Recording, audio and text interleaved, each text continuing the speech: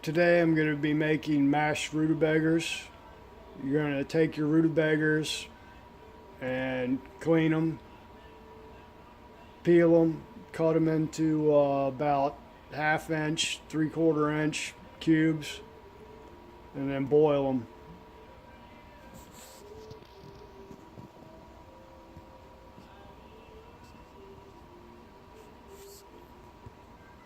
Rutabagas are also known as Swedes and Neeps. It's just a root vegetable related to the turnip.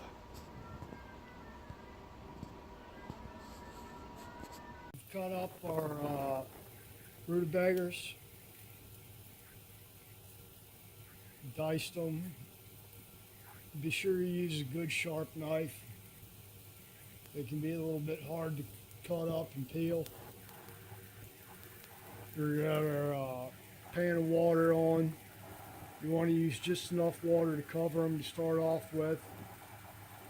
I've already salted the rutabagas.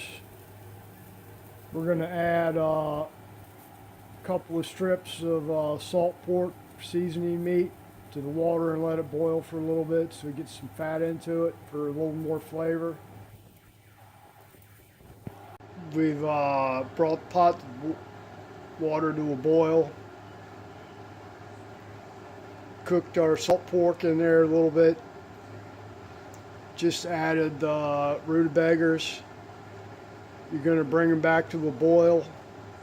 Then reduce the heat on them to let them simmer for, probably about an hour. Just keep an eye on them. Remember, don't add too much water, because it's going to boil off. You can always add more water later. These rutabagas, when you're peeling them, like I said before, use a sharp knife. Be careful. They are kind of hard to peel and cut up depending on what size they are. I got these 3 for $1.03, I think. They were not quite bad yet, but getting ready to be bad. So when you're peeling them, you want to cut off any bad sections. And we'll be back. They're cooking down. They start off as a whitish color. When they get done, they'll be almost orange. You want to start testing them, pull a piece out and see if a fork goes into them fairly easily. Once they get really soft and orange, they'll be done.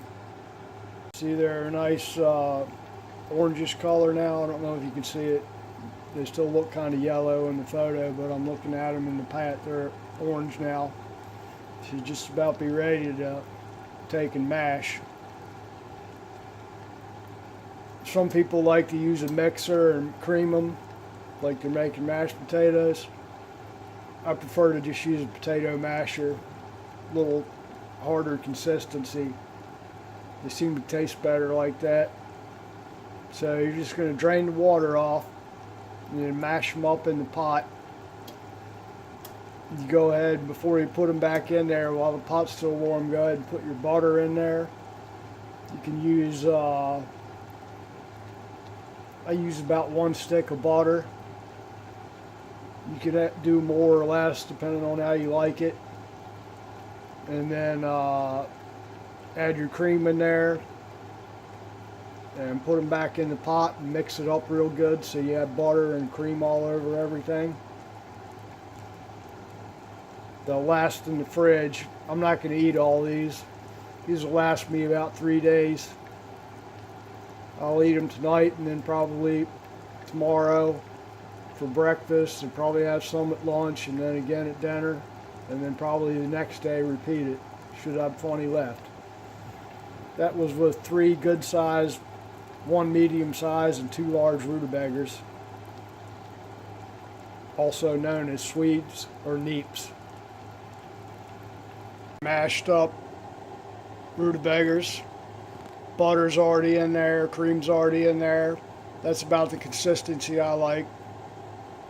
If you want them creamed, you can cream them. I like them a little bit rougher like this.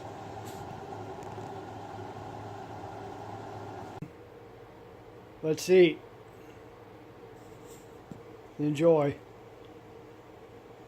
Got leftover pork chop from last night, leftover field peas, and rutabagas we just cooked there. Enjoy it. Thank you.